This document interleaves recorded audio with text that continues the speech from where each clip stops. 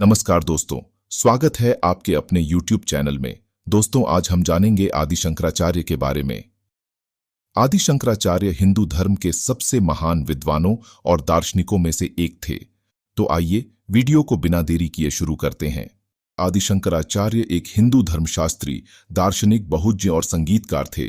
उन्हें अद्वैत वेदांत के सबसे महत्वपूर्ण प्रणेता और भक्ति आंदोलन के सबसे प्रभावशाली व्यक्ति में से एक माना जाता है।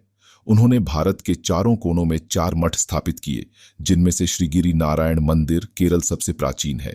जन्म और प्रारंभिक जीवन। आदि शंकराचार्य का जन्म 788 ईस्वी में केरल के कलादी गांव में हुआ था। उनके माता पिता शिवगुरु और आर्यम्बा थे। बचपन से ही शंकराचार्य बहुत बुद्धिमान और विद्वान थे। उन्होंने मात्र 5 वर्ष की आयु में वेदों का अध्ययन करना शुरू कर दिया था।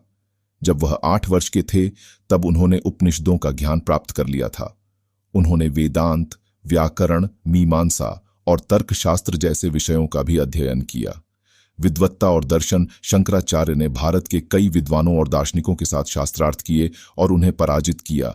उन्होंने अद्वैत वेदांत के दर्शन को प्रचारित किया, जिसका अर्थ है द्वैत का निषेध।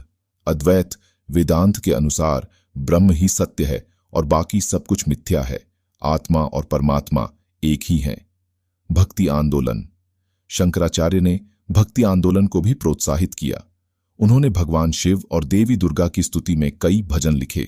उनके भजनों ने लोगों को भक्ति मार्ग पर चलने के लिए प्रेरित किया। 4 मठों की स्थापना। शंकराचार्य ने भारत के चारों कोनों में 4 मठ स्थापित की। ये मठ हैं ज्योतिर्मठ। यह मठ उत्तराखंड के ज्योतिष पीठ में स्थित है। गोवर्धन मठ।